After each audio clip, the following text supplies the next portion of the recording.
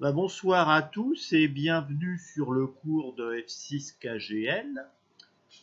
Ce soir, nous allons voir le chapitre 3 et nous allons aborder un chapitre où il y a plein de questions à l'examen. On va parler de l'alphabet international et du code Q. Alors, ce sont des questions relativement simples. Ça permet d'engranger au moins 4 points sur chaque examen. Donc voilà, donc c'est dommage de faire des impasses sur ce genre de choses, d'autant plus que ça va vous être utile par la suite. Juste une remarque, c'est que dans la pratique du trafic, c'est pas toujours la même chose dans la règle à apprendre. Voilà. Il y a des petites variantes, je dirais.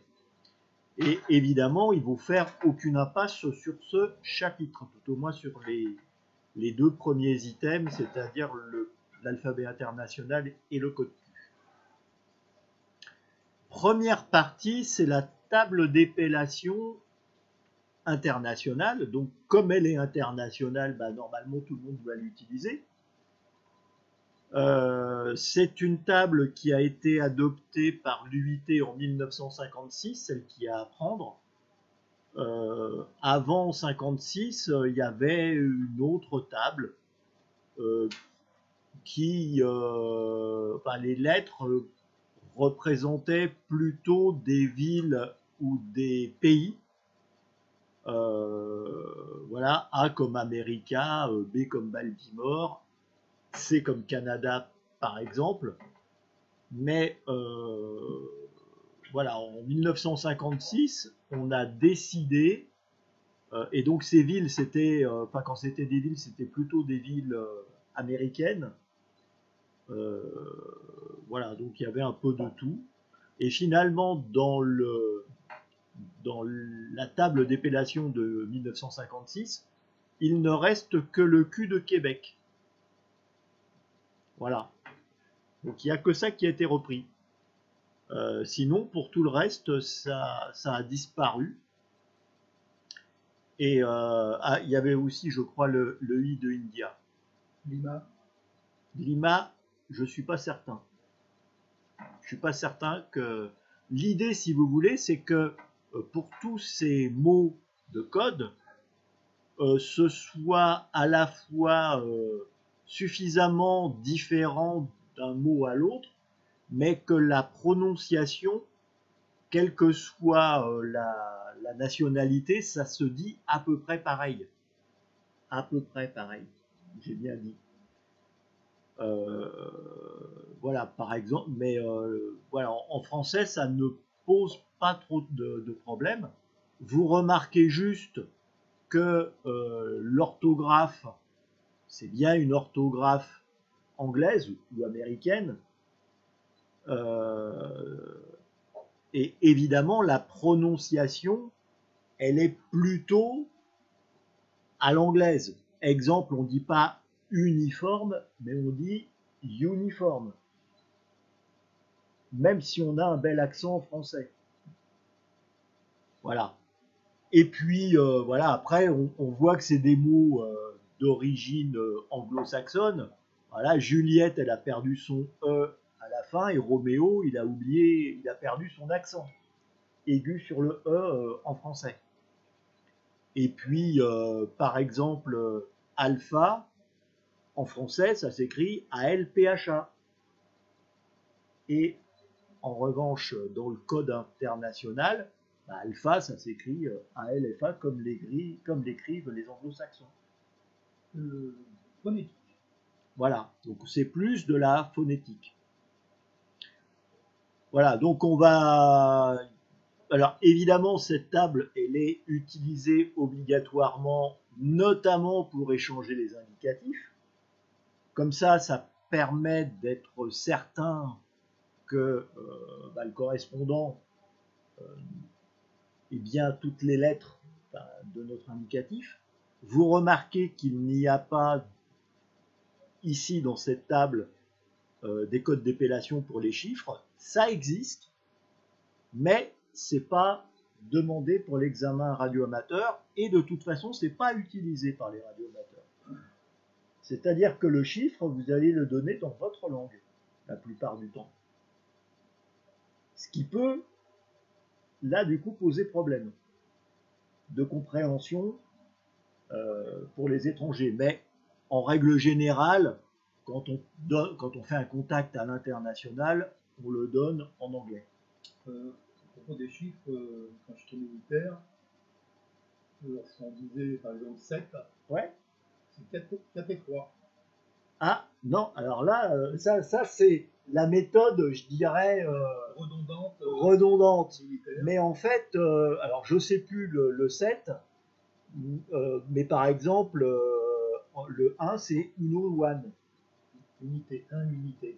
Voilà. Et donc les militaires disent unité. Mais dans il y a ce code de l'unité, il y a un code pour les chiffres. Mais voilà, qui n'est pas le même que celui qu'utilisent les militaires pour éviter de se mélanger. Alors je sais plus, enfin c'est alors 0 c'est 0 nada, 1 c'est unité one, 2 c'est je sais plus quoi. Enfin en fait à chaque fois c'est un mot, je pense en espagnol sans en être sûr, et derrière le même mot mais en anglais. Un nada 0 c'est bien nada c'est de l'espagnol et 0 c'est de l'anglais. Voilà, donc ce code d'épellation n'est pas demandé à l'examen et en plus il n'est pas utilisé par les radioamateurs. Vous remarquez aussi que ce ne sont que les lettres de l'alphabet romain. Je ne sais pas comment font les Russes. Et encore moins les Chinois. Ah ben, les Russes, j'ai pu voir ça. Comme le B, ça remplace le V, c'est Ouais. notre V à nous. Alors ils écrivent B, mais pour eux c'est un V. Ah oui, non, mais ça ils communiquent entre eux. Oui. Oui, mais en international, ils doivent passer comme nous en anglais. Oui, non. De toute façon, les indicatifs d'appel, ils sont en alphabet romain. Ouais. Et l'alphabet romain complet, c'est-à-dire les 26 lettres de l'alphabet. Même le chinois, ils utilisent le même. Eh oui, même les Chinois. Voilà, donc voilà, quoi dire de plus? Bah, on peut s'amuser à trier les codes par voilà, il y a Roméo qui va avec Juliette. Bon, il y a encore un autre prénom qui est Oscar. Il y a aussi Victor. Voilà. Alors aussi le piège habituel. J'ai bien précisé que c'était l'orthographe anglaise, donc c'est bien November et pas novembre. Le uniforme se prononce uniforme. Vous remarquez whisky, c'est pas moi qui ai fait une faute, c'est du vrai, c'est bien whisky, c'est pas whisky. Et les connaisseurs feront la différence. Ouais, monsieur Melboum. Oh, alors là, dis pas ça à des amateurs. Ah, c'est pas pareil. Hein. Les whisky, je parle pas de. Le whisky, c'est fait avec de l'orge, de l'orge, et le whisky, c'est fait avec du blé. Oui, c'est ça. Donc c'est pas le même goût. Il y a comment ça s'appelle l'autre là Le Jack Daniels. Oui, voilà. Ouais. C'est pas. Bah, c'est du whisky. Ouais, ils appellent ça comme ça. Ouais. C'est du whisky. Ça n'a pas le même goût. Ouais. Et c'est pas parce que c'est américain. Ah oui, c'est pas la même. Parce que c'est pas fait pareil. Quoi d'autre? Bon, Mike, évidemment, on dit pas Mick, on dit Mike. Prononciation anglaise aussi. Voilà, bon. Et puis si le X-ray aussi, qui dans l'ancien code c'était xylophone. Donc c'est pour ça que quelquefois vous entendez encore des indicatifs qui sont donnés avec... Alors, c'est pas parce que les gens sont vieux, mais c'est que aussi, quelque part, X-Ray, c'est pas très, comment dire, percutant en téléphonie. Xylophone, c'est beaucoup plus percutant. Et X-Ray, ça peut prêter peut-être à confusion avec d'autres lettres pour peu qu'il y ait un peu de bruit. Enfin voilà, ça sonne pas. J'avais entendu aussi le lettre Foxtrot, Ah, j'ai entendu Foxy. alors Foxy, l'ancien, enfin dans la table précédente, c'était Florida. Ah, Florida, c'est quelque, enfin ça, pas plein américain. déjà ça fait américain, mais surtout Foxtrot, c'est pareil.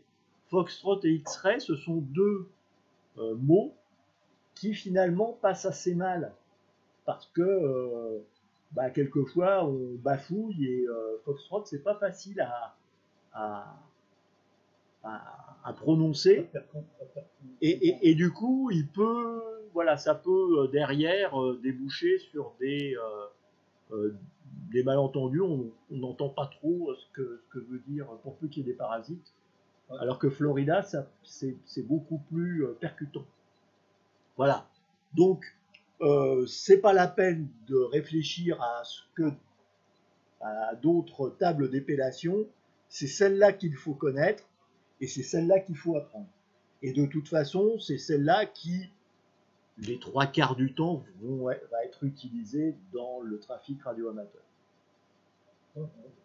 Voilà.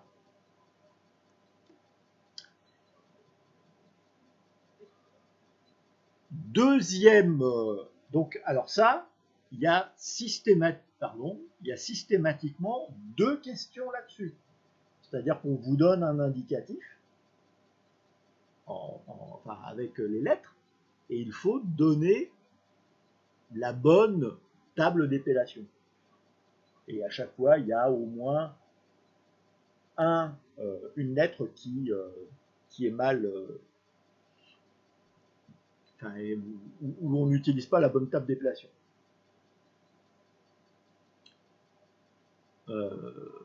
Voilà. Deuxième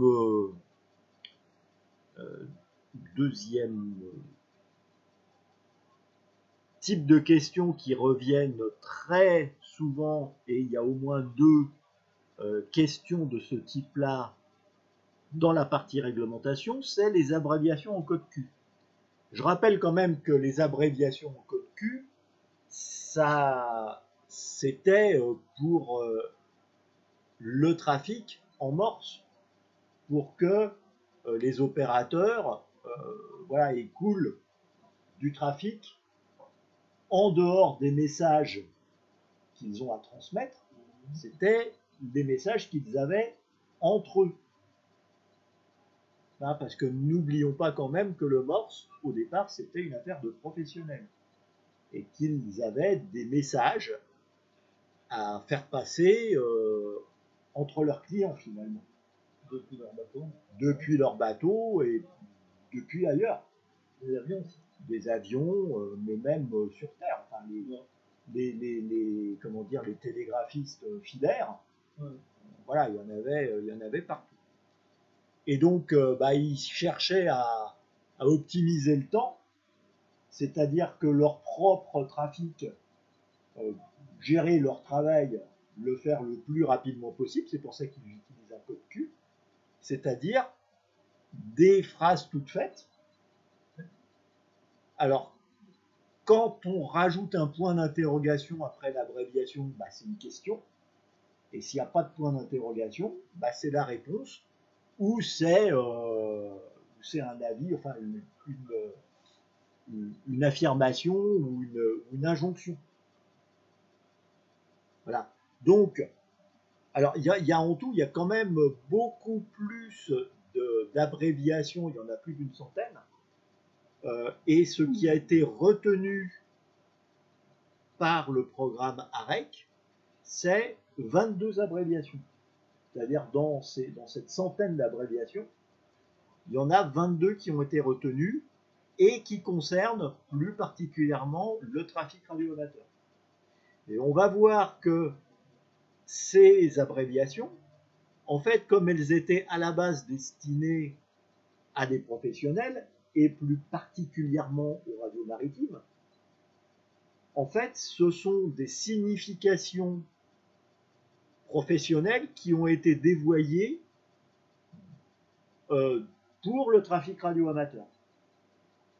Et évidemment, ce qu'il faut connaître pour l'examen, c'est la signification d'origine. Le trafic radioamateur, on s'en fout complètement.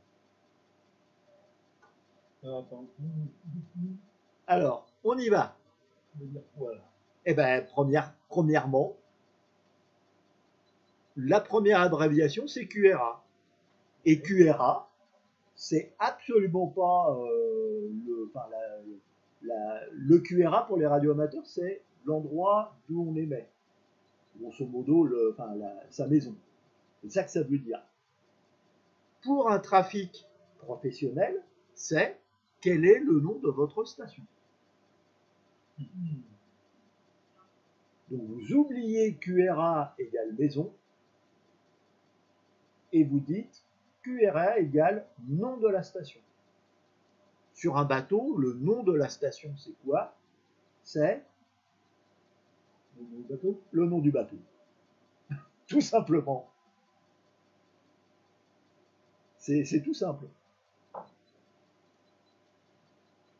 Donc voilà, quand on a la question QRA, eh bien c'est, si c'est QRA point d'interrogation, l'opérateur pose la question à son correspondant, quel est le nom de votre station? En gros, quel est le nom de votre bateau? Et puis peut-être aussi le nom de la compagnie au cas où, parce que quelquefois entre différentes compagnies, ils s'aimaient peut-être pas trop. Et si tu voles en Dakota, eh ben, il y a la station là aussi, l'indicatif de comment ça s'appelle, des références de l'avion. Oui, l'immatriculation de l'avion. Et donc la réponse est le nom de ma station est, c'est-à-dire que le correspondant va écrire QRA et le nom du bateau, Caraboudjan. Moi qui aime bien Tintin, ça tombe bien. Voilà. Et j'ai pas besoin d'écrire autre chose. Je mets QRA, un espace et Caraboudjan, et mon correspondant va comprendre que je suis sur le bateau qui s'appelle Caraboudjan. Oui. D'accord? On continue comme ça, on va voir, on va voir les 22 abréviations, et il y en a certaines, comme QRG, celle-là, elle ne pose pas de problème, parce que c'est utilisé dans le trafic professionnel, mais c'est aussi utilisé par les radioamateurs. QRG, voulez-vous m'indiquer ma fréquence exacte? Alors ça, on se dit, mais à quoi ça sert? Ben si, c'est que quand il n'y avait pas les quartz et autres joyeusetés qu'on a maintenant, et ben on était bien content. On tournait le bouton voilà, pour remettre le vernier sur la bonne fréquence. Et donc en fait, on demandait ça en règle générale à une station terrestre qui avait plutôt des oscillateurs qui étaient pilotés par quartz, des trucs un peu plus sophistiqués que le matériel qu'il y avait sur le bateau. Donc QRG, voulez-vous m'indiquer ma fréquence exacte ou la fréquence exacte de, je ne sais pas quoi d'ailleurs, peut-être d'un autre correspondant, voilà. Donc ça c'est la question. Et la réponse est votre fréquence exacte est, et à ce moment-là, on donne un chiffre, et ce chiffre, c'est pas la peine de préciser que c'est du kilohertz ou du mégahertz, mais voilà, en fonction du chiffre qui va être communiqué, le correspondant va tout de suite comprendre de quelle unité on parle, sur quelle bande il est. Ou alors, ce serait vraiment complètement à la ramasse est complètement perdu. Voilà, Donc, donc, tu ne peux pas trouver des gigahertz. voilà, donc voilà. Et puis on ne peut pas, oui, exactement les gigahertz. Je pense que pour l'époque, c'était pas possible d'envisager ça.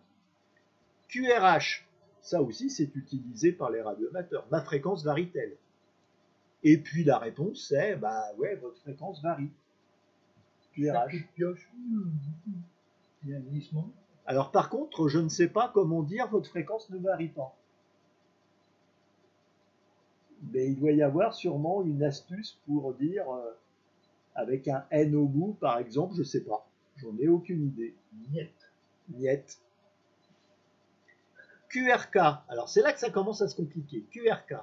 Quelle est l'intelligibilité de vos signaux? Enfin, de mes signaux, c'est-à-dire est-ce que vous m'entendez bien? Donc intelligibilité, c'est pas la force, hein. C'est l'intelligibilité. Et si on distingue bien exactement. Et donc la réponse c'est l'intelligibilité de vos signaux est 1 mauvaise, 2 médiocre, etc. et 5 excellente. Donc de 1 à 5, 1 étant pas bon et 5 étant bon. Le seul problème, c'est que dans le trafic radio amateur, c'est pas ça. Le QRK, c'est la puissance du signal, la force du signal. Quand on parle de QRK, c'est la force du signal. Donc c'est le S-mètre. Et le S-mètre, il est gradué de 1 à 9. Enfin 9 et parfois plus. Donc ça n'est pas du tout la même chose qu'en trafic radio amateur. Alors, justement, une troisième colonne, une quatrième colonne, entre les réponses et les questions, Ouais. précisant ce que tu nous dis. Ah ben ça, c'est sur un autre slide après que j'ai mis ça. Et je l'ai mis ça d'ailleurs à la suite dans le cours. Pour ne pas mélanger, ce qu'il faut savoir, c'est ça. QRL, êtes-vous occupé? QRL, et la réponse est je suis occupé, prière de avec une autre station, prière de ne pas brouiller. Et ça, QRL, c'est aussi utilisé par les radioamateurs. QRM, êtes-vous brouillé? Donc je rappelle, le brouillage, c'est le fait qu'il y ait finalement deux émissions qui soient très proches l'une de l'autre, ou même l'une sur l'autre. Donc si la question est êtes-vous brouillé, eh bien la réponse est 1. Je ne suis nullement brouillé, 2. Faiblement, 3. Modérément, 4. Fortement, 5. Très fortement. Et vous remarquez que c'est pile poil l'inverse, c'est-à-dire que pour QRK, quand c'est 1, c'est très mauvais. Pour QRM, quand c'est 1, c'est très bon. C'est pas très logique, hein. Moi, j'aurais vu à l'envers, c'est-à-dire 1, je suis très fortement brouillé, et 5, je ne suis pas brouillé. Alors, j'espère qu'il n'y a pas de questions tordues avec derrière, par exemple, que veut dire QRM1? Alors, il y a QRM, point d'interrogation, c'est êtes-vous brouillé? QRM1, c'est je suis nullement brouillé. C'est-à-dire pas du tout. C'est-à-dire pas du tout. Ensuite, on a QRN. Alors, QRM et QRN, vous remarquez qu'ils sont juste l'un à côté de l'autre. Donc, QRN, c'est un peu le même problème que le brouillage, sauf que là, on ne peut rien y faire puisque ce sont des parasites. Notamment s'il y a un orage ou ce genre de truc. Ou la tondeuse à gazon. Ou la tondeuse à gazon, parce qu'effectivement, c'est une émission non approprié, mais on ne peut pas dire. Et après, il y a les brouillages industriels et les brouillages naturels, je dirais.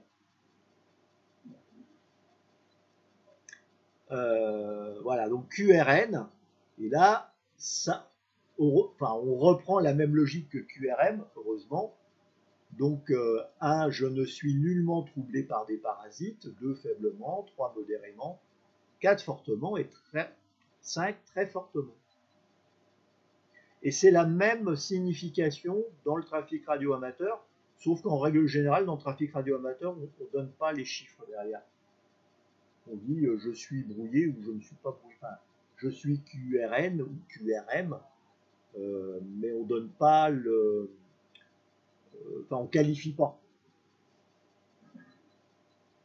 QRO, dois-je augmenter ma puissance d'émission?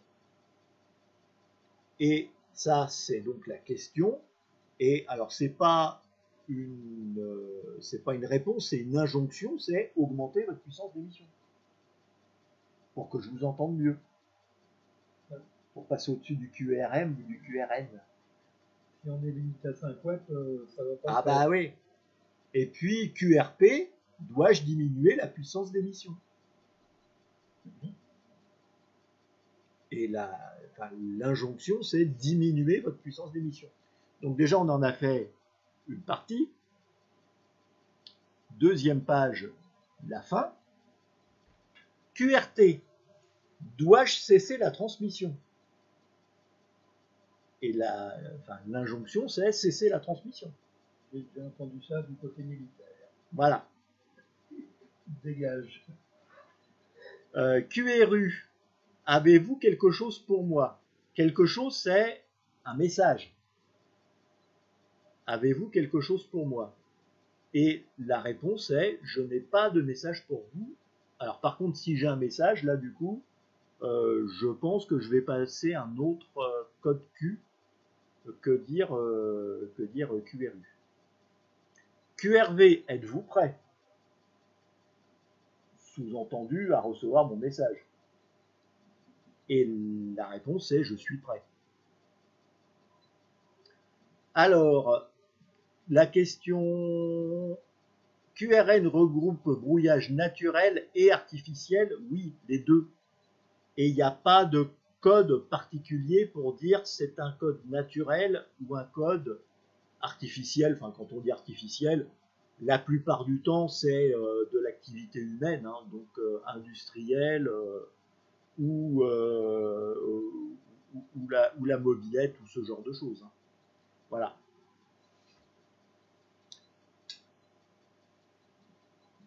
Il y aura combien de questions Grosso modo, il y en a toujours 2. Pour la partie abréviation? Ouais.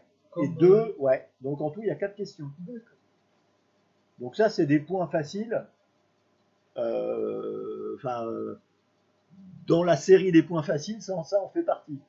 Donc il faut surtout pas faire l'impasse. Faut surtout pas faire l'impasse. QRX, à quel moment me rappellerez-vous? Ou je vous rappellerai à... Et alors là, selon la réponse, on peut donner soit une heure ou une fréquence. Ou les deux. Hein, c'est selon ce que l'on va mettre dans le message après. Ou, et encore une fois, alors peut-être le H pour l'heure à mettre, mais en tout cas, la fréquence, c'est pas la peine de préciser si c'est kHz ou MHz. Je pense que le correspondant saura s'en débrouiller. Parce qu'encore une fois, l'idée là, c'est de faire le plus court possible. Donc c'est pas la peine de rajouter des tas de détails inutiles que l'autre va tout de suite comprendre. QSA, ça c'est la contrepartie de mon QRK. QSA, c'est la force de mes signaux. Et quand dans le trafic radio-amateur, le QSA, c'est l'intelligibilité. Je vous reçois QSA 5, c'est-à-dire je vous reçois parfaitement, j'ai compris tout votre message. D'accord? Là, dans, dans le trafic radio maritime professionnel, QSA, c'est la force des signaux. Et la force des signaux, elle est donnée sous de 5 manières différentes, 5 niveaux. Alors que nous, on donne le S-mètre. Donc c'est beaucoup plus précis dans notre trafic que dans le trafic. Mais peut-être qu'à l'époque aussi, quand ça a été fait, le S-mètre n'existait pas. C'était purement auditif. Donc voilà, QSA, n'oubliez pas, c'est la force des signaux et surtout pas la lisibilité telle qu'on l'entend dans le trafic radio-amateur. QSB, la force de mes signaux varie-t-elle? Ça, c'est même chose dans le trafic radio-amateur. QSB, c'est ce qu'on appelle aussi le fading. Donc, c'est l'effet que la force du signal varie, selon la météo, ouais, selon la propagation. Voilà. Donc il peut y avoir des variations comme ça qui peuvent, alors soit très rapides ou qui généralement c'est autour de la minute où on a des fois des affaiblissements et ça remonte et c'est variable comme ça. Et ça c'est typiquement des problèmes, c'est lié à la propagation des ondes. Où la propagation se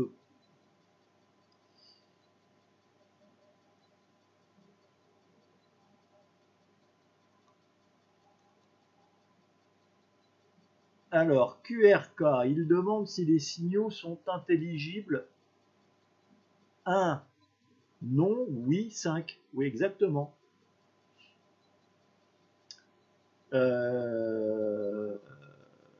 Et QRM, brouillé 1, non, oui, 5.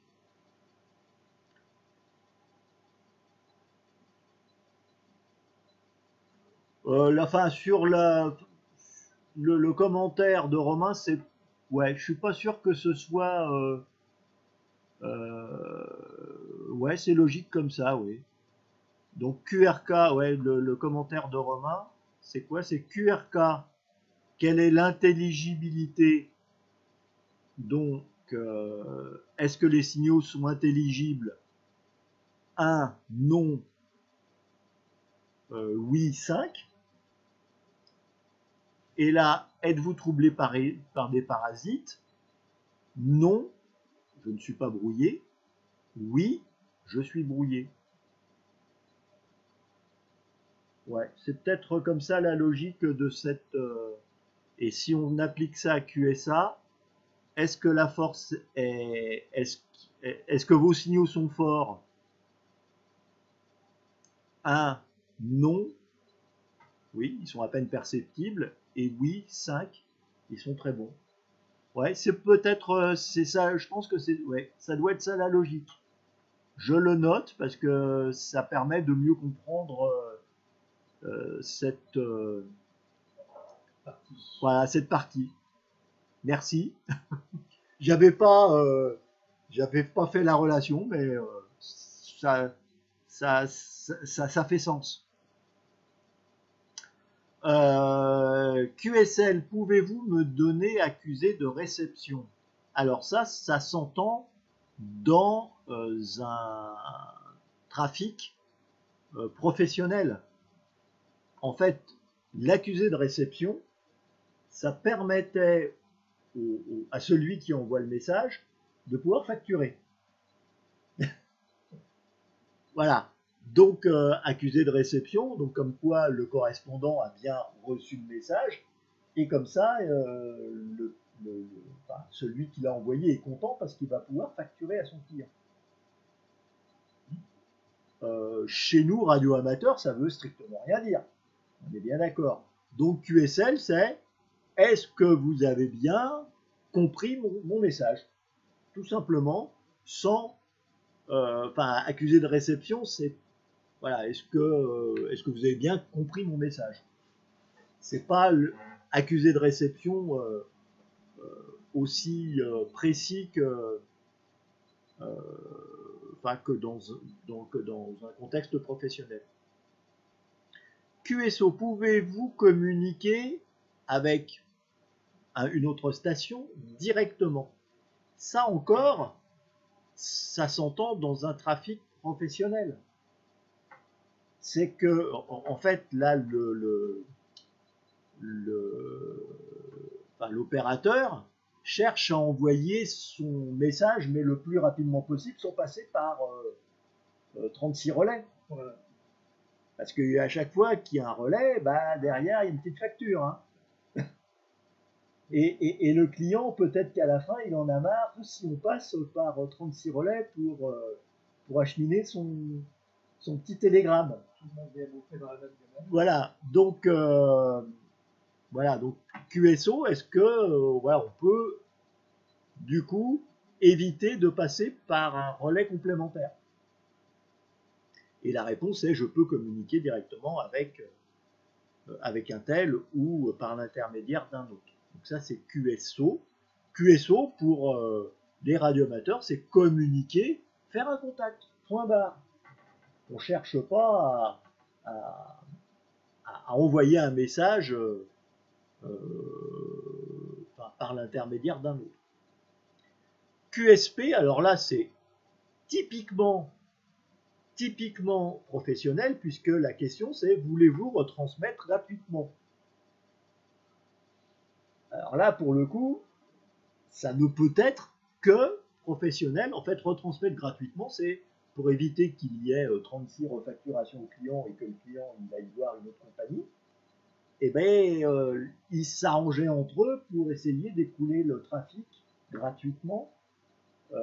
Et généralement, c'était plutôt les opérateurs qui étaient payés par la même compagnie. Parce que sur les bateaux, les opérateurs radio étaient des employés de compagnies de télégraphie. Ils n'étaient pas payés par le bateau. C'est pas partie du équipage. C'était un truc un peu à cheval. C'est-à-dire qu'il fallait qu'ils écoulent aussi le trafic du bateau en lui-même, mais aussi, notamment sur les paquebots, les trafics des passagers qui prenaient 4 jours à traverser l'Atlantique. Et pendant ce temps-là, les affaires, elles continuaient. Donc il fallait qu'ils soient au courant et qu'ils puissent passer leurs ordres. Donc voilà, QSP, je peux retransmettre gratuitement. QSY, dois-je passer à la transmission sur une autre fréquence? C'est typiquement un QSY, c'est aussi ce que font les radioamateurs. On change de fréquence et donc on dit QSY et on donne cette autre fréquence. Et encore une fois, on ne précise pas si c'est en kHz ou en MHz. En règle générale, même, on dit QSY plus 5 pour dire on se donne rendez-vous 5 kHz au-dessus, ou moins 5 pour dire en dessous. QTH, alors ça c'est typiquement radio maritime. QTH, je rappelle, dans le trafic radio amateur, c'est la ville d'où on émet. Et là, c'est quelle est votre position en latitude et longitude. Ça bouge tout le temps. Et donc là, c'est typiquement du trafic, alors soit aéronautique ou maritime. Là, ils ont besoin du sextant à l'époque. Voilà. Et donc la réponse c'est ma position, donc il donne d'abord la latitude puis la longitude. Et QTR, qui ressemble un petit peu d'ailleurs à la fréquence exacte, là QTR c'est quelle est l'heure exacte. Oui, mais comment ils font pour donner l'heure exacte de leur position? Non, en fait là la question c'était l'heure exacte du bateau. Ah, c'est ça qui fait ça. C'est-à-dire que le bateau il demandait l'heure exacte à une station côtière, et là eux ils avaient une horloge, et ça leur permettait comme ça de calculer la longitude avec le fameux sextant. Enfin, d'ailleurs, je ne sais même pas si c'est un sextant. Non. Le sextant, c'est la latitude, et la longitude, C'est le fuseau. ouais, non, mais c'est calculer le midi. C'était pour calculer la longitude. Ça a toujours été un gros problème sur les bateaux. La latitude, c'est facile. Il suffit de regarder la hauteur du soleil et d'avoir le calendrier pour savoir à quelle hauteur doit se situer le soleil. Dans les avions, ils avaient pareil avec la position des étoiles, des galaxies. Ouais. Pour la nuit. Voilà. Et comme ils volaient au-dessus des nuages la nuit, l'opérateur, il grimpait à la tourelle et puis il regardait avec voilà. un sextant lui aussi. Ah ouais. Mais pour la longitude, la seule manière, c'est d'avoir l'heure et de chercher la position du soleil par rapport au sud. Enfin, par rapport à la boussole, du coup. Donc c'est un peu plus compliqué. Et ça nécessite d'avoir l'heure exacte. Si t'as pas l'heure exacte, t'es foutu. T'as pas la longitude. Et c'est pour ça que avant l'apparition de la radio, ils embarquaient tous plusieurs horloges qui positionnaient sur différentes parties du bateau pour faire après la moyenne, parce que l'horloge sur le bateau, c'est certain qu'elle était, enfin le balancier, il merdait à coup sûr. Ah oui. Il était contrebalancé. Voilà, il était contrebalancé. Donc il positionnait au moins 4 horloges à 4 endroits différents du bateau. Et après, il faisait la moyenne des horloges en se disant que, avec un peu de chance, ça. Grosso merdo. Ça fonctionnait. Et donc, il fallait qu'ils aient la même heure qu'au départ pour calculer leur longitude. Bon, ça, c'est des vieux trucs. Et évidemment, en QTH, c'est le QTH locator aussi. Et là, on est bien en position, en longitude, latitude. Et c'est pour ça qu'on appelle aussi ça un QTH locator. Je suis d'accord avec Jean.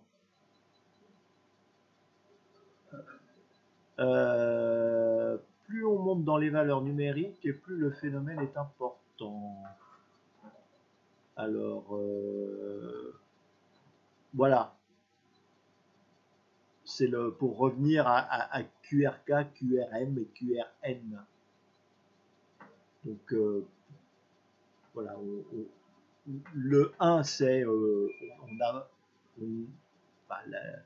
c'est faible, et le 5, c'est très important. Donc ça, ce sont nos 22 abréviations qu'on a vues.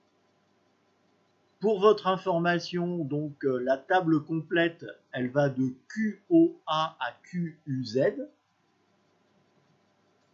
QO, c'est que le trafic maritime. QU, c'est que le trafic aéronautique. Et entre les deux, on a les RS et T, qui sont communs aux deux. Et voilà, donc il y a d'autres. Alors QRL, on peut revenir sur la définition de QRL. QRL. Êtes-vous occupé? Il n'y a rien de particulier. Hein. Êtes-vous occupé? Et la réponse est je suis occupé, prière de ne pas brouiller. Voilà, c'est au cas où votre correspondant n'entende pas que vous êtes en communication déjà avec quelqu'un. Ça, c'est le problème. Oui, ou il peut y avoir des tas de raisons possibles et imaginables. Hein. Mais ça, c'est typiquement du trafic décamétrique ou avec les caprices de la propagation. Et du matériel. Voilà. Donc, rapidement. Alors oui, dans les QR, QS et QT, toutes toutes les possibilités ont été prises, donc il y en a encore plein d'autres. Il n'y a qu'un seul code qui n'a pas été utilisé, c'est QST. Voilà. Alors, me demandez pas pourquoi, je ne sais pas.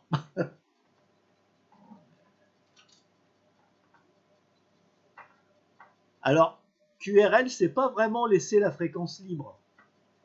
C'est que généralement, c'est quand la station est déjà en contact avec quelqu'un, mais le deuxième correspondant n'entend pas cette troisième station. Et donc c'est pour ça qu'on demande QRL de ne pas brouiller, parce qu'en fait elle est à l'écoute, et l'autre, si elle les met en même temps, c'est sûr que ça va faire des problèmes de brouillage. Donc voilà, c'est ça ce que veut dire QRL. Effectivement, c'est quelque part laisser la fréquence libre. Mais de toute façon, ces abréviations-là, ce qui vous importe, vous, c'est de connaître le terme exact pour pouvoir le ressortir à l'examen. En gros, c'est de quoi parle cette abréviation. Exemple, voilà, ça c'est des exemples. QRO, point d'interrogation, dois-je augmenter ma puissance d'émission? QRO tout court, veuillez augmenter votre fréquence d'émission. QRE, point d'interrogation, avez-vous quelque chose pour moi? QRU, je n'ai rien pour vous. QRG, point d'interrogation, voulez-vous m'indiquer ma fréquence exacte? QRG 14050, je précise pas si je suis en mégahertz ou en kilohertz. Votre fréquence exacte est 14050. Et quand on voit 14050, on se dit, oh, ça doit être la bande des 20 mètres. Et donc, ce sont des kilohertz. QSA, point d'interrogation, quelle est la force de mes signaux? QSA 5, la force de vos signaux est très bonne. Voilà, ce dont on parlait, c'était les codes Q un peu spécifiques, plutôt d'origine radio maritime ou professionnelle, donc QRA, QSO, QSP, QTH. Le sens des abréviations, QRK, dans le trafic, dans le RR, c'est de 1 à 5 et c'est l'intelligibilité des signaux. Et pour les radios amateurs, c'est le S-mètre de 1 à 9, voire plus.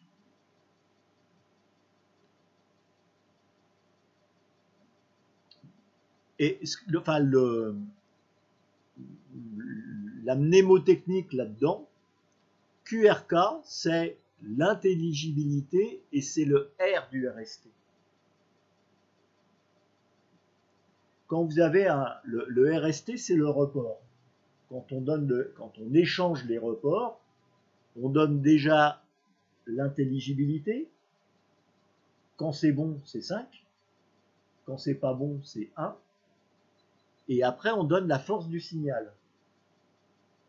Et donc là, on prend le S-mètre. Et quand on est en morse, on rajoute le T qui a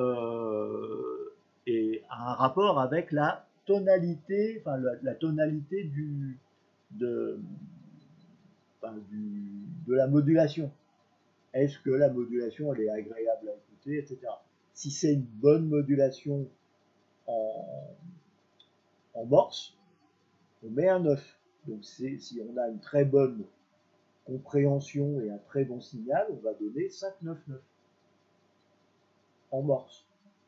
Et 59 en téléphonie, puisqu'en téléphonie, on ne donne pas le T, ça ne veut rien dire le T.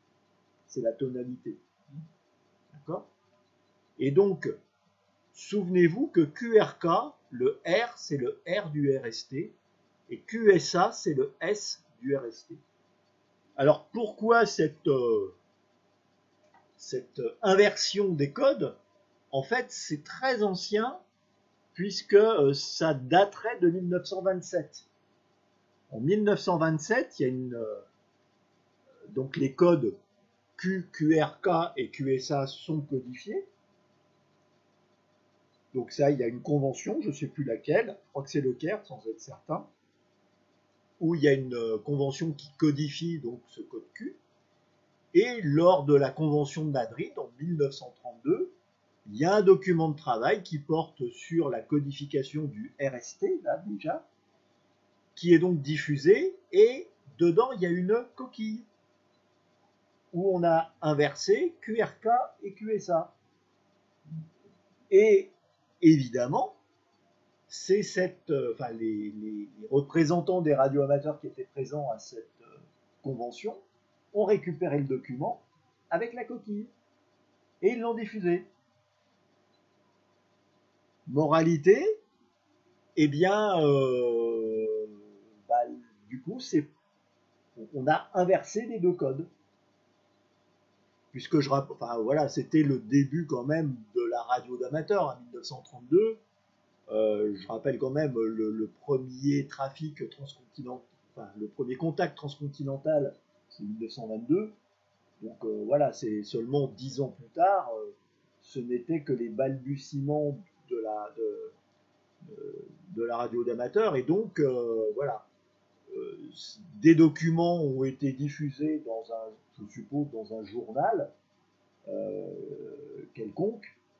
Et évidemment, tout le monde s'est jeté dessus et tout le monde a pris ces codes alors qu'ils étaient erronés. Voilà. Et depuis, on vit avec ça. C'est bête.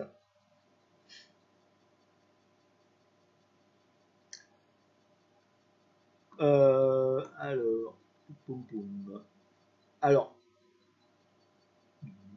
il y a aussi d'autres codes utilisés par les radioamateurs. Et là, alors ça existe d'une part dans la recommandation UIT, hein, il y en a un certain nombre, et ça, c'en est quelques-unes, mais surtout, toutes ces abréviations-là, elles ont été citées dans... alors, si vous voulez aller chercher le texte, donc la TR6102, c'est celle qui définit le programme de l'examen français. Et si vous allez chercher dans l'annexe 6 le petit b et le troisièmement, vous avez toute cette liste-là de codes, donc, que je vous ai mis en rouge. C'est la liste des codes Morse.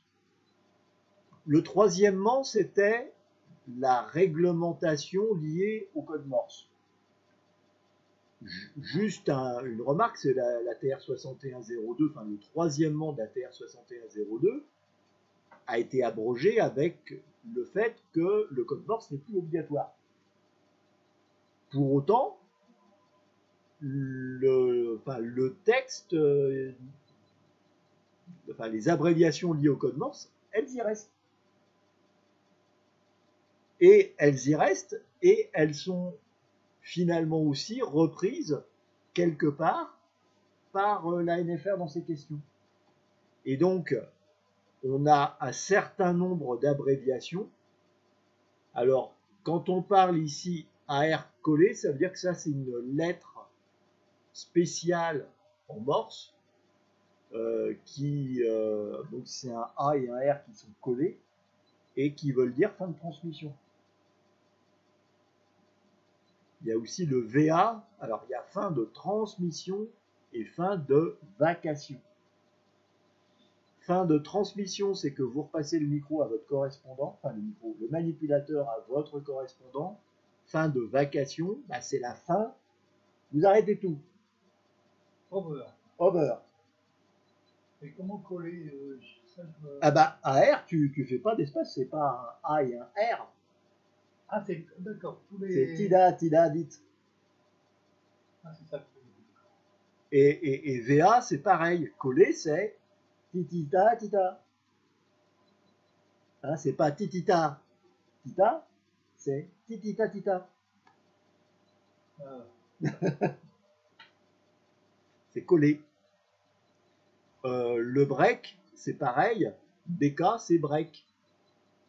Et donc, le break, enfin BK, les ceux qui font du morse, quand ils passent BK, ça veut dire que, bah, je sais pas, ils ont envie d'aller pisser.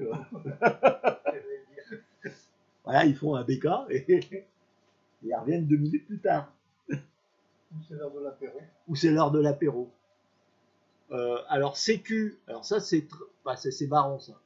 Ça c'est issu typiquement du radio maritime. Sécu, c'est un appel de sécurité. Donc les comment dire, en trafic radio, pour les signaux d'alerte, il y a, enfin, le message le plus courant, le plus connu, c'est le SOS. SOS, c'est vraiment appel d'urgence. Vraiment, il y a vraiment péril en la demeure. Le bateau coule. Enfin bon, il y a le feu au lac. Okay, il y a un deuxième code qui est pan-pan. Pan-pan, ça veut dire que le bateau a un problème technique. Par exemple, moteur cassé, pan-pan, ou le gouvernail cassé, ou les voiles, ou une voile arrachée, ou je ne sais pas quoi, voilà, pan-pan. Donc, il n'y a pas de péril, enfin, il n'y a pas de vie en danger. En danger immédiat. En danger immédiat, mais voilà, il y a un problème quand même. Et puis, sécu, c'est tous les problèmes de sécurité. Par exemple, on a remarqué qu'il y avait un container à la mer. Enfin, c'est peut-être pas à l'origine, enfin, il y a 100 ans, les containers, c'était peut-être pas, mais il n'y en a pas beaucoup. Ben, disons un tonneau, voilà. Il y avait un tonneau qui s'était détaché et qui est à la mer. C'est un peu gênant. Ou le feu d'un phare qui marche plus. Ça, c'est gênant aussi. Donc tout ça, ce sont des appels de sécurité. C'est pour dire, attention, sur telle zone, il y a un problème. Faites attention. Voilà. Et donc cette sécurité, c'était, on appelait à tous. On appelait l'attention à tous. Et chez les radioamateurs, c'est devenu, j'appelle tout le monde. Voilà. Celui qui me reçoit. Et donc ce sécu, c'est pas, je sais pas ce que ça peut vouloir, enfin, je sais pas ce que les gens auraient pu imaginer, mais c'est un appel de sécurité. Et d'ailleurs, quand dans les procédures de trafic des appels de détresse maritime, on dit pas SOS, on dit Mayday, qui veut dire venez m'aider, parce que le premier qui a entendu ça, il n'a pas compris ce qu'il fallait faire. C'était un Français qui disait en téléphonie venez m'aider, et de l'autre côté, l'anglais il dit mais de quoi il me parle? Pourquoi m'aider, m'aider? Et donc cette petite histoire a fait derrière le Mayday, Mayday, qui ne veut strictement rien dire. Enfin, c'est pas un mot anglais, quoi. C'est pas un phonétique. C'est que de la phonétique. Et le pan-pan, c'est pareil. Le pan-pan, c'est le mot français, encore une fois, panne, je suis en panne, et c'est utilisé dans toutes les langues, pas qu'en français. Et même chose, c'est sécurité, sécurité, pour dire attention, sur zone, il y a un problème. Et donc ce sécurité, sécurité, alors vous remarquez que le trafic de détresse, il est en français. C'est quand même, faut le signaler pour une fois, c'est pas de l'anglais. Les mots d'origine sont en français. Donc, m'aider, c'est venez m'aider. Pan, je suis en panne. Et sécu, je suis, appel de sécurité. Et donc, quand on a traduit ça en morse, ça a donné SOS à la place de Mayday, pan pour je suis en panne, et sécu pour appel de sécurité. En morse. CW, ça veut dire, c'est du morse. Alors, ça veut dire onde entretenue, continuous waves. On verra pourquoi ce truc-là quand on fera la partie technique, parce que c'est pas, voilà, c'est pas aussi évident que ça. Ça date un petit peu, ça a presque 100 ans ce truc-là. Donc ça, c'est toujours en morse, c'est quand pour séparer la station appelée de la station appelante, dans toutes les langues, on met de. Hein, et on ne dit pas from pour les Anglais. Les Anglais, ils disent aussi de. En plus, ça tombe bien parce que c'est assez court à passer en morse. Donc ça tombe très bien. Non, c'est pas parce que les navires français avaient des problèmes, c'est que c'est la conférence qui a réglé tous les problèmes des appels de détresse s'est tenue à Paris. Et donc, voilà, on était sur zone et donc on a dicté ce que l'on voulait faire. Je rigole, mais c'est presque ça, je pense. K, c'est invitation à transmettre. MSG, message. Et là, vous avez deux abréviations où on a des questions sur l'examen français encore à ce jour, qui sont PSE. PSE, c'est please en anglais, donc s'il vous plaît. Et c'est pas pause, par exemple, ou je ne sais pas quoi. Donc c'est PSE, please. Et SIG, signal, pour se dire que c'est un signal. Voilà, donc c'est les deux codes. Et puis RX et TX, RX récepteur, TX émetteur. Voilà, donc, et la question posée régulièrement, c'est que signifie PSE? Et elle a encore été posée assez récemment, il y a cet été. Donc c'est quelque chose qui est récurrent. Alors, est-ce que alors cette partie ici d'abréviation, ça faisait partie du programme de Morse de l'examen français, lequel cette partie, ça a été abrogé en 2012. Hein, je rappelle qu'il n'y a plus d'épreuve de Morse depuis 2012. Et donc cette partie a été abrogée.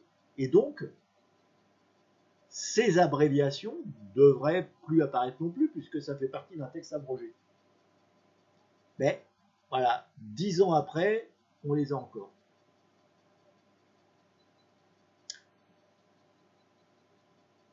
On va passer rapidement sur les autres abréviations. Donc il y en a toute une série, si ça vous intéresse, vous allez regarder la recommandation UITM 1172 section 3. Et là, vous en avez section 2, pardon, et vous en avez il y en a quelque chose comme 150. Donc, faites quoi vous amuser.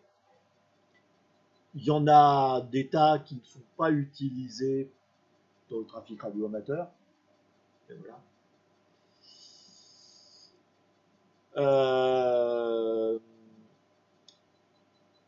On a aussi le code 92. Alors le code 92, c'est un peu la même histoire que le code Q, sauf que là c'était un trafic télégraphique, donc filaire. Et dans le même esprit que le code Q, mais là c'était pour faire en sorte que les phrases des clients les plus répétées, les plus connues, en fait on passe juste un chiffre codé entre 1 et 92. Donc il y avait 92 phrases types. Et comme ça, en passant juste un chiffre, on économisait un peu. Et donc il y avait deux chiffres qui ont retenu l'attention des radioamateurs. C'est 73, qui voulait dire meilleure salutation, et 88 affectueusement. Dans le 92, c'était à l'époque où on utilisait les bandes de papier un peu comme les télés. Ouais. Et puis ça perforait. Ouais. Ah bah oui, on avait donc intérêt à économiser. T'avais puis longtemps aussi. Donc ça, c'est le code 92, et donc il n'est resté que 73 et 88. 22 pour les flics, c'est sûrement pas là que ça a été pris. Je ne sais pas d'où ça vient, mais bon, voilà. Et puis, bon, pour ceux qui sont nostalgiques, il y a aussi le code Z. Et ça, c'est les militaires plutôt... Alors, code Z, c'est encore plus compliqué. C'est plutôt les militaires qui l'utilisent, sachant qu'il y a deux codes Z. Au départ, ça a été créé par une société qui faisait du trafic télégraphique filaire, et pas filaire, puisque ça s'appelait Cable and Wireless. Donc câble, et wireless, sans fil. Donc ils faisaient les deux, et donc eux, ils faisaient du trafic, enfin ils envoyaient des messages, quoi. Et eux, ils utilisaient non pas le code Q, mais le code Z. Donc ils s'étaient créé leur propre code. Comme ça, les petits camarades, eh ben, ils ne pouvaient pas, plus difficilement comprendre ce qu'ils disaient. Et donc ce code Z a été repris par l'OTAN et l'armée soviétique. Le problème, c'est que chacun de son côté a rajouté, modifié les codes. Et puis, maintenant, il y a un code Z OTAN et un code Z russe qui évidemment, ne veulent plus rien dire non plus, chacun de leur côté. Donc, dans le code Z de l'OTAN, par exemple, on a, alors code Z de Cable and Wireless, ZAL, qui veut dire modifier votre fréquence d'émission, et en code Q, c'est QSY. Mais voilà, et ZAL, je ne sais pas si ça a été repris à l'identique dans le code Z de l'OTAN ou le code Z de l'armée soviétique. Enfin voilà, donc ça, c'est si. S'il y en a qui veulent s'amuser, évidemment, aucune question à l'examen là-dessus. On revient sur le programme de l'examen. Donc, dans la décision ARCEP 12-1241, on a quelques informations importantes. Il faut transmettre son indicatif à de courts intervalles et au moins au début et à la fin de toute période d'émission. Et quand on parle de toute période d'émission, c'est à chaque fois que je repasse le micro à quelqu'un. Période d'émission, c'est pas à la fin du contact. Hein, c'est toute période d'émission. Donc là, typiquement, là, ça fait 1 heure que je tiens le crachoir sur 144. J'aurais dû donner déjà 3 fois mon indicatif. Voilà, donc F6 KGL opéré par F6 GPX. Voilà, donc au début et à la fin, et toutes les 15 minutes, au cours de toute période, au cours de toute émission. Et ça, c'est valable pour toutes les stations, y compris les satellites, les relais et les balises. C'est pas que pour les stations humaines, entre guillemets. Pour tout le monde. Et en cas de changement de fréquence d'émission, puisque on dit bien je suis au début et à la fin de toute période d'émission, quand je change de fréquence, je considère que c'est une nouvelle période d'émission. On n'est plus au même endroit, et donc il faut que je redonne ma fréquence, mon indicatif. Ouais. Il faut évidemment s'assurer que ces émissions ne brouilleront pas des émissions déjà en cours d'autres utilisateurs radioamateurs. Alors ça, ça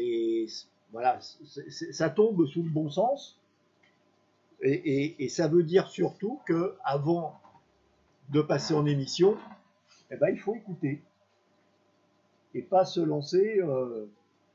Ah oui, s'il y a du monde avant, c'est pas la peine de brouiller. Voilà, c'est pas la peine de brouiller. On n'a pas le droit d'utiliser la même fréquence en permanence, et quand on dit en permanence, c'est 24 heures sur 24. Voilà. Et communiquer à l'ANFR à sa demande des informations concernant les logiciels et les protocoles utilisés, Ça, c'est en cas de brouillage. En cas de brouillage, l'ANFR peut demander des informations sur les logiciels et les protocoles utilisés pour voir si ce n'est pas le protocole utilisé ou le logiciel qui pose problème et qui génère des brouillages.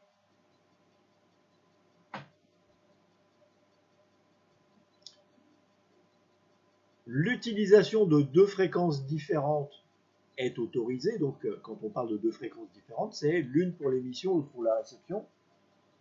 Nous, enfin tout au moins dans la partie réglementation, ce qui importe, c'est le côté émission, puisque je rappelle, la réception est libre, chacun fait ce qu'il veut. On va voir un peu après, on va relativiser un peu tout ça, mais voilà, ce qui est important, c'est de regarder ce qui se passe à l'émission. Et on peut très bien avoir la réception sur une autre fréquence, voire sur une autre bande. Ça ne pose aucun problème. Ce qui veut dire que l'administration ne pourra, enfin, si elle n'est pas au courant, elle n'entendra pas la réponse du correspondant, mais enfin, pas qu'on s'en fout, mais presque. Donc ce que l'on appelle le mode split, c'est juste un décalage sur la même bande. Donc il y a un écart de fréquence, on est en split. Et quand on est en cross-band, enfin, le terme en anglais, il comprend ce que ça veut dire, c'est qu'on est sur une bande différente. Donc il y a typiquement le trafic satellite. En règle générale, la montée est sur 144 et la descente sur 432. Soit sur deux bandes différentes. Et puis aussi, on peut avoir du trafic via des relais, des transpondeurs, des satellites, et donc avec des fréquences d'émission et de réception différentes. Même si derrière, c'est codifié, c'est-à-dire qu'un satellite sur 144, c'est 600 kHz d'écart en plus, et c'est 9 méga 4 sur 432 en moins. Bon, après, on peut aussi, puis après il y a les transpondeurs, donc ils ne sont pas sur la même bande, et les satellites, même chose, la plupart du temps, tout au moins s'ils ne sont pas sur la même bande, ils ont des fréquences très différentes à l'émission et à la réception. Puisqu'encore une fois, sur le satellite, il y a à la fois l'émetteur et le récepteur. Donc si c'est sur la même fréquence, ça ne va pas marcher.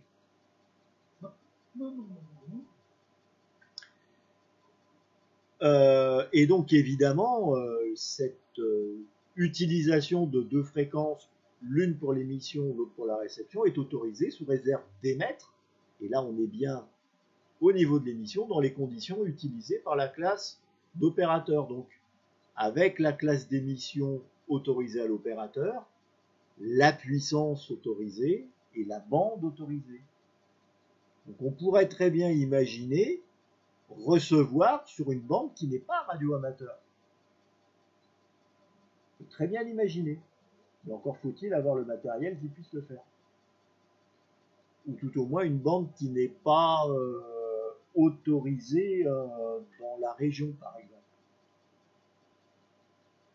Les satellites, ça ne sera pas possible puisqu'ils sont faits justement pour que quand on avait fait les bandes de fréquences, on avait vu que les satellites, les bandes satellites n'étaient ouvertes que dans les portions où les trois régions étaient ouvertes au trafic. Puisqu'on ne peut pas arrêter le satellite quand il est au-dessus d'une région où on n'a pas le droit d'émettre. C'est difficile.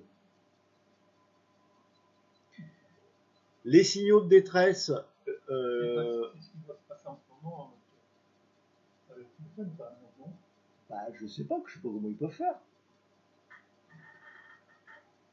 Je sais pas comment ils peuvent faire. Moi, je veux bien tout ce qu'on veut, mais j'ai un peu de mal à concevoir ce truc-là.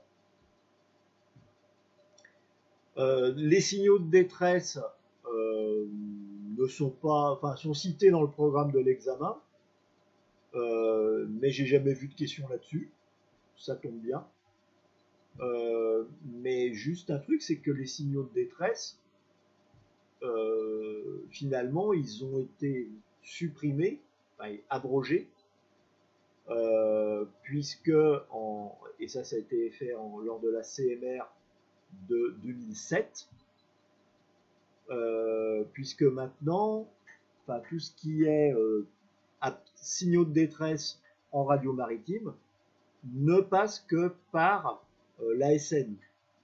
L'ASN, je vous rappelle, c'est les petits, enfin, tous les petits talkie-walkie embarqués où il y a le bouton rouge qui permet d'envoyer le signal de détresse. Et donc ASN, c'est un signal numérique qui est envoyé au CROSS. Le CROSS, c'est le centre régional des opérations de secours.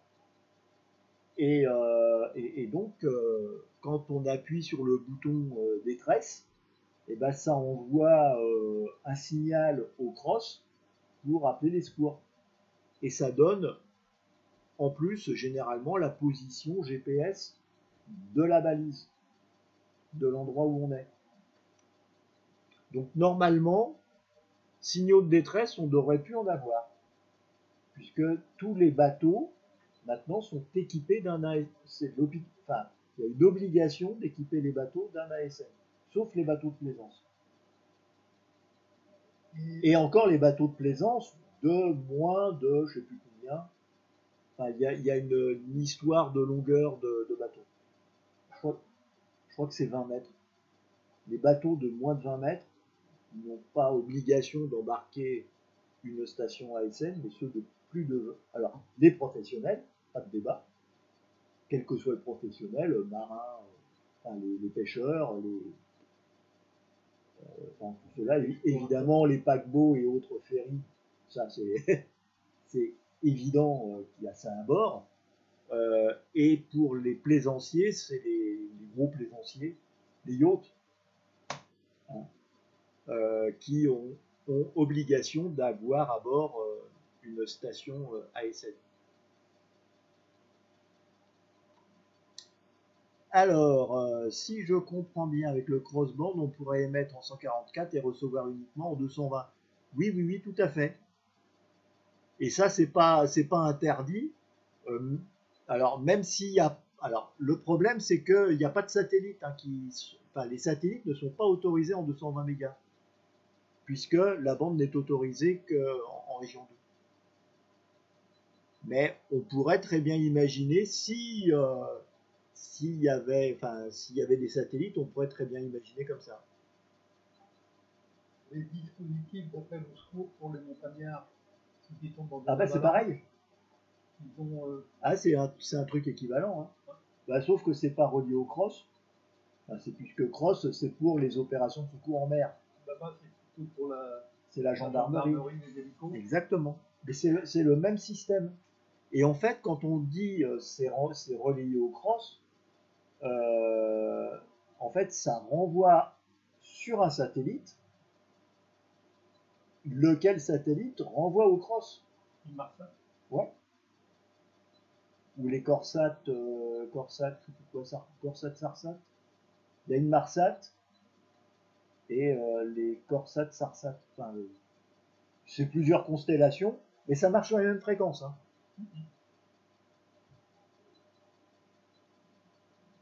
Mais il y a personne, physiquement, il y a la connexion se fait via satellite. Et l'ASN fonctionne par contre sur les bandes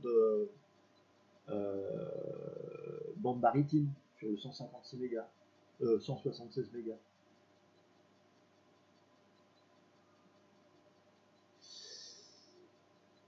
Teneur des conversations.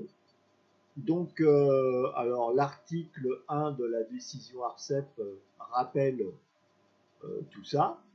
Donc, on va le lire. Hein. Les transmissions entre stations d'amateurs doivent se limiter à des communications en rapport avec l'objet du service d'amateur. et à des remarques d'un caractère purement personnel. Bon, c'est bien.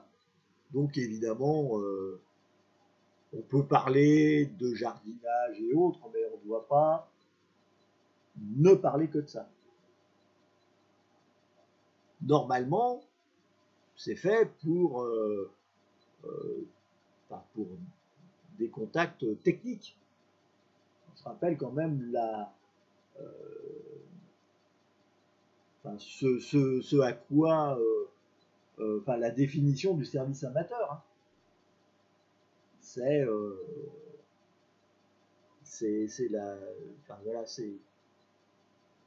le fait d'apprendre, essayer d'apprendre les techniques radio et tout ce qui est lié à la radio. Et donc c'est de l'instruction plus qu'autre chose. De la description. Voilà. Deuxièmement, il est interdit de coder les transmissions entre les stations d'amateurs pour en obscurcir le sens. Donc interdit de coder. Alors quand on parle de coder, alors dans tous les textes, que ce soit les textes français ou internationaux, on utilise ce verbe coder qui pour moi n'est pas le bon, on devrait plutôt dire crypter, pour être certain de bien comprendre de quoi on cause.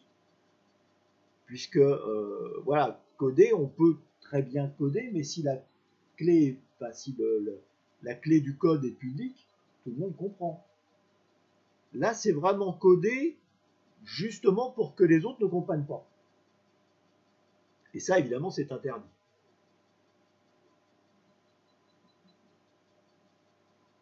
Voilà, donc Romain qui dit ASN Maritime, il est plus calé que moi, c'est le canal 70, donc 156, 525. Voilà, si vous voulez tout savoir. Mais on ne fait pas de radio maritime ici, on est là pour la licence radio amateur. Donc il est interdit de coder, sauf s'il s'agit de signaux de commande échangés entre des stations terriennes de commande et des stations spatiales du service d'amateurs par satellite. Parce que je rappelle quand même que mes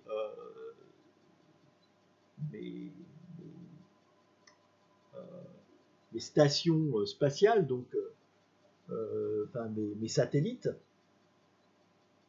on doit pouvoir les arrêter instantanément au cas où il y ait des brouillages. Et donc, pour ça, il faut qu'il y ait des stations terriennes. Déjà, pas n'importe qui peut couper le satellite. Ça ne doit être que les stations qui sont habilitées à le faire. Donc, il doit y en avoir 3-4 sur la Terre, répartis à peu près uniformément autour du globe, pour que le satellite, quand il passe au-dessus d'elle, il puisse être coupé. Et donc, pour que ça fonctionne, il faut du coup que le signal de coupure ou de remise en route soit codé, parce que sinon ça va être le joyeux bordel. Voilà, donc la seule exception à l'interdiction du codage, c'est pour les signaux de commande de mise en route ou d'arrêt des satellites. Et on peut dire aussi pour les relais lorsque ceux-ci sont à distance. C'est pas écrit dans la réglementation, mais ça fait partie des recommandations de la NFR. C'est-à-dire que quand un relais est à distance, il faut s'assurer qu'il y ait un système pour pouvoir l'arrêter en cas de problème, en cas de brouillage. Évidemment, s'il est logé chez vous, ça pose moins de problèmes puisque vous pouvez l'arrêter facilement. Voilà. J'ai aussi une autre une autre phrase dans cette décision ARCEP, les stations d'amateurs ne peuvent être utilisées pour transmettre des communications en provenance ou à destination de tierces personnes non radioamateurs. C'est-à-dire que, évidemment, notre boulot, c'est pas, notre passion, c'est pas de remplacer la poste. La poste ou les communications classiques. Et donc, voilà, on est... voilà, on ne peut pas communiquer d'informations. Voilà. Sauf, alors, encore une fois, sauf dans des situations d'urgence ou pour les secours en cas de catastrophe. Là, évidemment, on a cette possibilité-là. Mais dans la vie courante, il n'y a aucune raison qu'on passe des communications pour d'autres personnes. Voilà. Tout ça, ça semble évident, mais encore faut-il bien en être conscient et voilà. Donc, évidemment, dans les questions que va poser la NFR, ça va être à chaque fois, c'est le bon sens qui va vous aiguiller parce que souvent, il y a une réponse qui semble de bon sens et 3 autres qui semblent complètement farfelues. Teneur des conversations autorisées. Alors, cette liste-là, elle est très ancienne puisqu'elle date du temps où c'était ce qu'on appelait le guide du radioamateur qui était à l'époque édité par le CSA, donc ça doit dater des années 80, où il y avait cette petite publication puisque c'était à l'époque le CSA qui faisait passer les examens, qui était notre autorité de tutelle, et donc qui avait sorti un petit peu toute la réglementation qui tournait autour, qui a bien évolué depuis, mais voilà, qui sortait toute la réglementation autour de l'examen radioamateur. Et dans ce bouquin, il y avait notamment la teneur des conversations autorisées. Donc il y avait toute une liste. Et cette liste-là, finalement, elle n'existe plus nulle part, dans aucun texte, sauf qu'elle existe toujours finalement dans la tête des gens de la NFR, et il y a toujours des questions qui sont posées sur cette liste. Mais en même temps, elle est relativement logique. On peut parler de quoi? De radioélectricité, c'est normal. D'informatique, c'est normal aussi. Astronomie et météorologie, pourquoi pas? Astronomie, je vois pas trop. Bon, peut-être pour la Lune, peut-être. Météorologie, à part les orages, je vois pas trop quels sont les autres phénomènes qui pourraient impacter notre trafic. Peut-être la pluie, je sais pas, ça a peut-être des atténuations quand il pleut. L'orage, c'est certain, ça met des parasites. Le reste, je suis pas sûr que la chaleur fasse quelque chose. Enfin, la température, il y a peut-être des températures sur les hautes couches de l'atmosphère, peut-être, je sais pas. Pour l'astronomie, c'est très important parce qu'on a des fluctuations. Oui, mais nous, on n'est pas concernés. Quand on regarde des rails de chemin de fer, ouais, bah oui.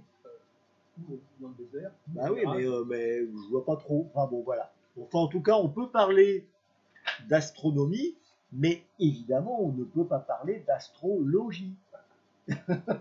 Et là, le piège, il est grossier. Voilà. On peut parler du contenu d'une revue technique sans faire de publicité pour la dite revue. Mais bon, voilà, quand on dit j'ai lu ça dans tel bouquin,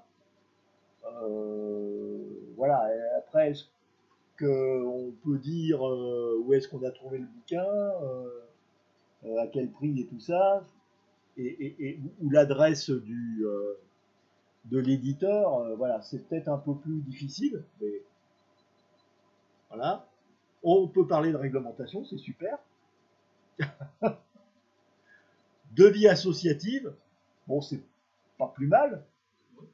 Et quand on parle de vie associative, c'est vie associative radio amateur. Hein, c'est pas le club des pêcheurs ou je sais pas quoi, ou des goulistes. Hein. On a le droit de donner son adresse et son numéro de téléphone personnel, mais en aucun cas on ne peut communiquer ceux des tiers, même si c'est des copains. Et encore une fois, on ne peut le faire, enfin on peut le faire uniquement dans le cas des opérations de secours. Évidemment, on peut communiquer le numéro, je ne sais pas quoi, de l'hôpital, de la gendarmerie, de je ne sais pas quoi, dans le cas des opérations de secours, oui.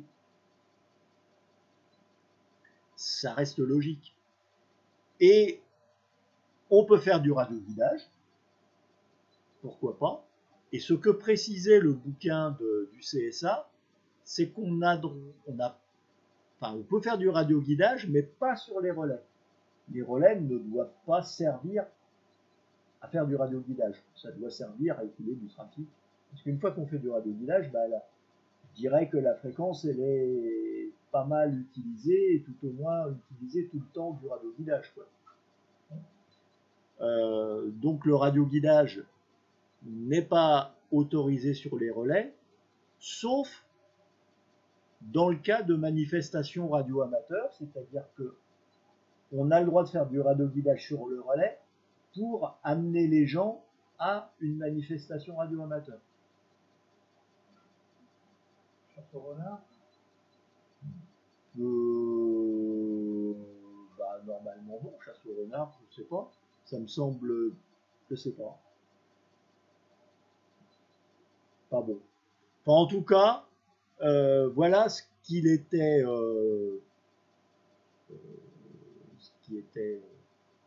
cité. Et c'est un petit peu là-dessus que va jouer l'ANFR pour poser ces questions sur les conversations autorisées. Mais ça reste, voilà, c'est le bon sens qui va vous guider là-dessus. Petit rappel, depuis 1990 quand même, l'écoute est libre en France. Auparavant, ce n'était pas libre. Il fallait avoir une licence d'écouteur. Mais c'est pas parce que l'écoute est libre que l'on peut faire ce que l'on veut.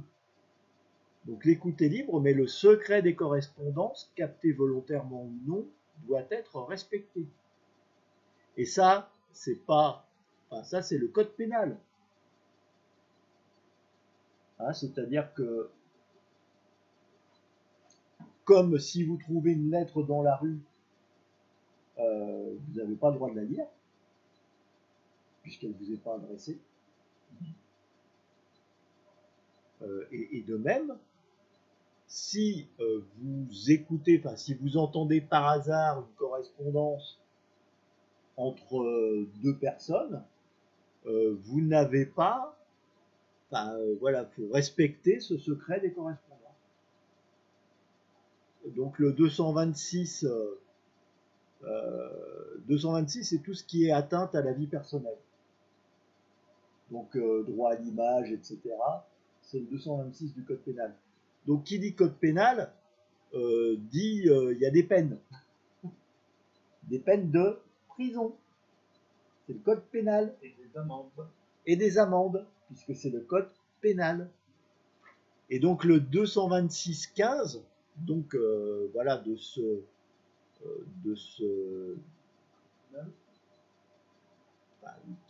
il traite plus spécialement de l'atteinte au secret des correspondances.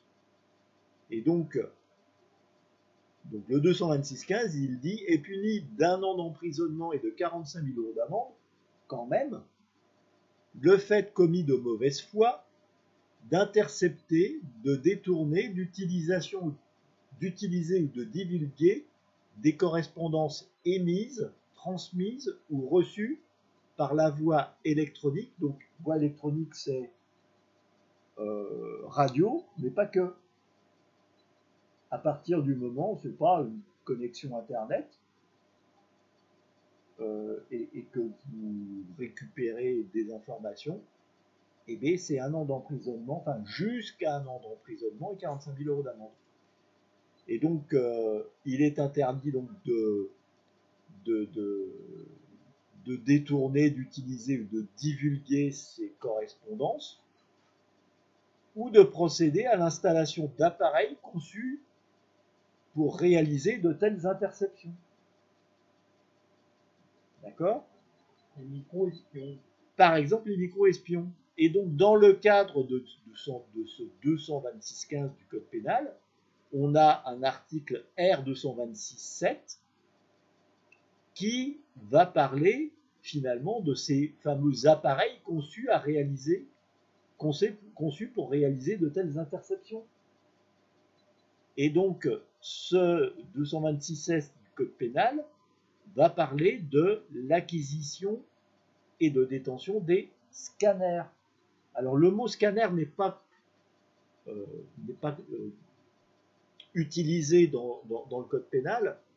Le Code pénal va définir ces appareils comme permettant l'exploration manuelle ou automatique des fréquences. Et c'est bien un scanner dont on parle. Et donc, l'article R226.7 du Code pénal parle de l'acquisition et la détention de ces scanners. Et donc, il y a deux petits volets. L'acquisition ou la détention de tout appareil figurant sur la liste mentionnée à l'article 226.1 est soumise à une autorisation délivrée par le Premier ministre, quand même. Donc, un scanner, normalement, est soumis à sa détention et son acquisition aussi, est soumis à une autorisation délivrée par le Premier ministre. On rigole pas. Et donc, le Premier ministre, là, quand on dit mais de quoi on parle, eh ben, en fait, il faut chercher dans la Commission nationale des contrôles des interceptions de sécurité, donc la CNCIS. Et cette CNCIS, c'est elle qui donne les autorisations, elle dépend du Premier ministre, et donc elle est chargée de protéger les citoyens contre tout enregistrement de communication. Les fameuses écoutes. Voilà. Alors, ce qui est extraordinaire, c'est que l'acquisition et la détention est soumise à autorisation du Premier ministre, mais la vente, elle est libre. Et on se dit, mais c'est quoi ce truc-là? Eh bien ça, c'est les conséquences du logo CE. Quand on a du matériel qui porte le logo CE, c'est que le matériel peut être... on ne peut pas ne pas le mettre en vente sur le territoire européen. Ouais. Et là, il y en a... Enfin, voilà, il y a des... Parce qu'il y en a qui se sont fait... prendre, des revendeurs qui se sont fait prendre en disant oui mais vous me vendez du matériel, parce qu'auparavant c'était aussi interdit à la vente. Avant le marquage CE. Voilà. Et il y a eu un rebondissement en 2000 et 2002 en correctionnel. Donc voilà. Et donc il y a eu deux jugements qui ont cassé des décisions de justice, donc qui ont dit bah non, vous êtes vendeur, vous avez le droit de vendre, au motif qu'il ne doit pas y avoir d'entrave à la mise sur le marché de matériel portant le logo CE. Bah oui, puisqu'il a obtenu. C'est complètement. Donc voilà, ça c'est qui ne brouillent pas. Voilà, donc c'est de la grande hypocrisie. On a le droit de les vendre, mais on n'a pas le droit de les acquérir et encore moins de les détenir. Et encore, ouais, alors là, tu peux éventuellement le laisser dans le placard, mais surtout pas s'en servir. Alors, ce qui est extraordinaire, c'est que la plupart des matériels maintenant ont cette fonction scanner. Bon, voilà. Heureusement, pas de questions à l'examen là-dessus, je vous rassure. Mais ça, c'était pour vous dire que la réglementation n'est pas un long fleuve tranquille. Voilà la fin de cette première partie.